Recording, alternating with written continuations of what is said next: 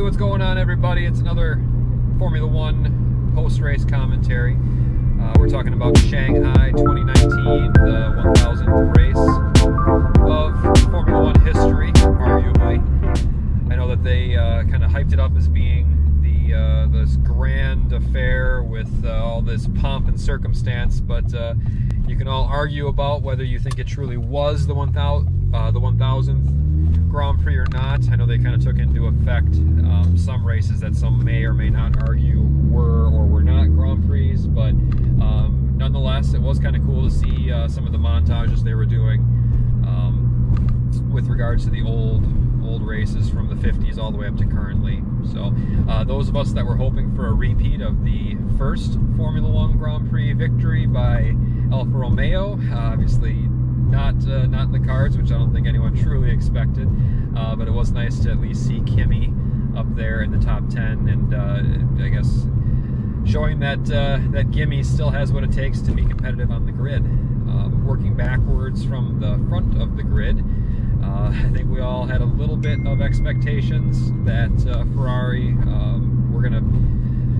we're going to have some race pace, that maybe they left a little bit left during qualifying, but just was not in the cards again. They got thoroughly trounced by Lewis and Valtteri, and again, just the two silver arrows just, I guess, did, in fairness to them, put on a master class for the rest of the field to watch and follow. Ferrari definitely had their hands full all weekend. They just looked disheveled, which seems to be kind of a common recurring theme for our friends from Maranello, but I guess you could argue too that was the decision to let Vettel buy Leclerc, was that the right decision or the wrong decision? It certainly looked reminiscent of how Ferrari in the past would leave Kimi kind of hang out to dry and hope that he had some chance of being Vettel's rear gunner, but in this instance it just didn't work out again. So with Max splitting the two Ferraris, not an optimum end to the weekend for Ferrari. For Max, I think P4 was probably about as best as he was ever going to get, and really P5 probably was about where he normally would have ended had Ferrari not made another blunder. But again, in Maranello, they just continue to unfortunately operate not at the same level as the strategists from Mercedes and Red Bull. So cheers to the boys from Red Bull for getting up into the points again, and even further up the grid than probably some of us would have expected. Talking about the Pink Panthers of Racing Point, it was nice to see Checo up in the points.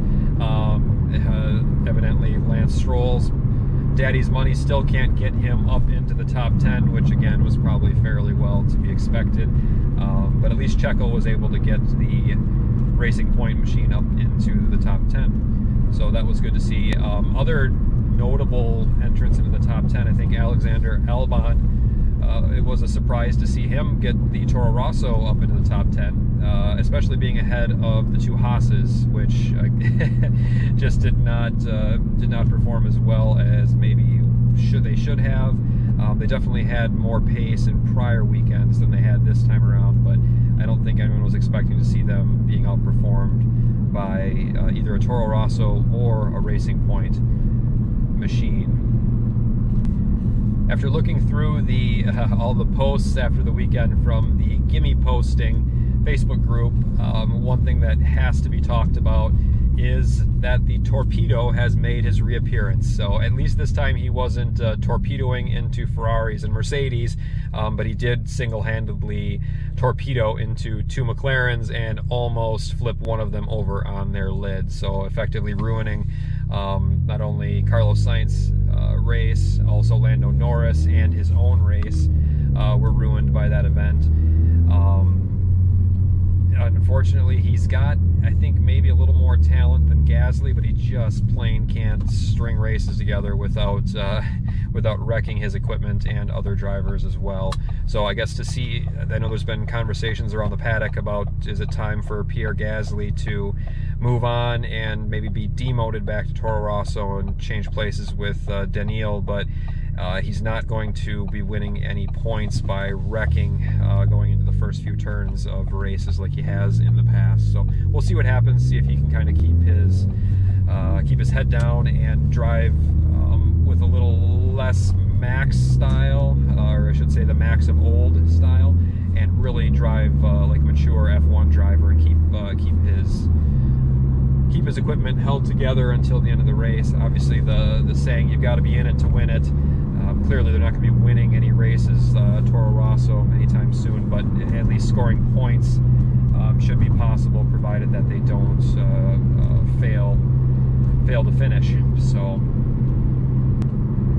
at the Renault camp, another weekend sort of to forget. At least Danny Rick was able to survive the weekend and finish the race. But that can't be said for Nico Hülkenberg, everyone's favorite Hulk. Had his hands full, obviously, with another engine. I think it was an engine, I don't know that for sure. I haven't heard the post-race to see if they've determined what the failure was. But I'm sure we'll find that out this coming week here when they talk about getting ready for Bahrain. Other notable dumpster fires to go along with the Renaults would be our friends at Williams, still bringing up the rear, but at least they didn't finish in 20th, 19th, or 18th. They're up running in 17th and I believe 16th or somewhere up there in that range after the retirements from the first corner incidents, or second turn incidents, I should say, between the Toro Rosso of Daniel Kvyat and the two McLarens. Going into Bahrain, it'll be a little interesting to see if Ferrari has truly got anything for Mercedes. I know they were always the favorites all the way through testing, but Mercedes is just in a league of their own when it comes to qualifying. So evidently whatever party mode they have is definitely more of a party than any of the Tifosi could ever hope for back in Maranello. It'll also be interesting to see if the less horsepower-centered circuits end up really being in the Mercedes wheelhouse, or if Ferrari will be able to keep up with them and start to steal some victories here in the next few weekends.